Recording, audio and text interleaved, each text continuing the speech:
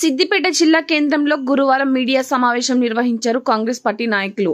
Farmer fast foundation chairman Chakradhar Goud ఈ సందర్భంగా ఆయన మాట్లాడుతూ ఒక కేసు విషయమై సిద్దిపేట పోలీస్ స్టేషన్ పరిధిలో ఉన్న 1000 మీటర్ల లోపు సీసీ కెమెరా వీడియో ఫుటేజ్ కావాలని ఆర్టీఐ యాక్ట్ ద్వారా సిద్దిపేట ఏసీపీకి దరఖాస్తు చేస్తే ఇవ్వడం అసాధ్యం అన్న సిద్దిపేట ఏసీపీని తొలగించాలని అన్నారు.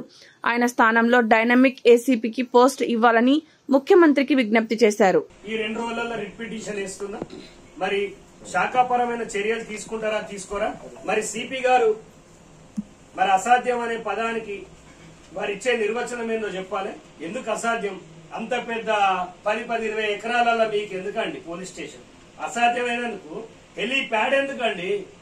పెద్ద పెద్ద ఏసీ జీవులు ఎందుకు? అసాధ్యమా? చంద్రమండలం మీదకి చంద్రయాన్ 2, 3 పంపే ఈ రోజులల్లా అసాధ్యమైన పదం ఎందుకు వస్తుంది మీకు? So it is absolutely failure of the ACP. ఇక్కడ ఏసీపీ పని చేయట్లేదు. నేను ప్రభుత్వం కాంగ్రెస్ లో ఉన్నప్పటికీ నేను మంచిగా పనిచేసే పోలీస్ ఆఫీసర్లను కోరుకుంటున్నాం. సిద్దిపేటలో ఒక డైనమిక్ ఏసీపీ ఆఫీసర్ వేయాలి. ఈయన ఒక్క విషయం ఇది అండర్లైన్ లో రాయాలి. గతంలో ఏసీపీ గారు వరంగల్లో ఈ నక్సలైట్ల ఏరువేతలో పనిచేసినారు. నిజంగానే చాలా అద్భుతంగా పనిచేసినారు. మరి గతంలో ఎవడైనా ఈయన చేట్ల ఇబ్బంది పడ్డాడు, రేపు అదే ఏసీపీ ఆఫీస్ అయిన మీదకి అటాక్ చేస్తే మా ఏసీపీకి రక్షణ ఏదని నేను అడుగుతున్నా. మా ఏసీపీని ఓడుగా పడాలి. కెమెరాలు లేకపోతే మా ఏసీపీకి రక్షణ ఎట్లా అని నేను అడుగుతున్నా. తప్పైతే మరి తప్పుగా భావించొద్దు. ఖచ్చితంగా సీసీ కెమెరాలు పెట్టుకోమని పోలీసు వాళ్ళే చెప్తున్నారు. బయట చెప్పే పోలీసోడే కెమెరాలు పెట్టుకోకపోతే ఎవరు దిక్కు? నేను అడిగే దాంట్లో మీరే చెప్పండి. మీ పోలీసు వాళ్ళ పైన దాడి చేస్తారు. మీ పోలీసు వాళ్ళ పైన ఎవడో దాడి చేస్తే మీరు సీసీటీవీ ఫుటేజ్ ఏడెత్తుకుతారు? ఏటీఎంల పొంటి, బేకరీల పొంటి ఎత్తుకుతారా? సో తక్షణమే సీసీటీవీ ఫుటేజ్ ఇస్తారా లేదా ఏర్పాటు చేసుకుంటారా? మరి అసాధ్యం అనే పదానికి కమిషనర్ గారే సమాధానం చెప్పాలి. నేను ప్రతి సమస్య తీసుకుపోయినా కొద్దీ ఈ చక్రధర్ గారు బాగా తలకాయ నొప్పి అయింది అనుకుంటున్నారు. తలకాయ నొప్పి అని మీకు అనిపించినా నేనేమో నా సంబరాలకు అడుగుతలేను. జనం సెక్యూరిటీకి అడుగుతున్నా. లాకప్ డెత్ జరుగుతుంది, అప్పుడు ఏం చేస్తారని అడుగుతున్నా. రేపు నన్నే దొరకపోతారు, కెమెరా లేకపోతే కొట్టి చంపుతారు, అప్పుడు ఏంటని ప్రశ్న అడుగుతున్నా. తప్పే కాదు ఇది. ఖచ్చితంగా కెమెరాలు ఏర్పాటు చేసుకోవాల్సిందే. మీరు ఈ రోడ్ల మీద బట్టి చలాన్లు వసూలు చేస్తున్నారు కదా, అవే 4 కెమెరాలు ఆ సీసీటీవీ అక్కడ ఫిట్ చేస్తే జనానికి మంచి జరుగుతుంది. సో ఇంకొక సబ్జెక్ట్ ఏంటంటే రేవంత్ రెడ్డి గారిని ఒక మీడియా TS24 అనే ఒక మీడియా చాలా దారుణంగా మాట్లాడింది, విచ్చలవిడిగా మాట్లాడింది.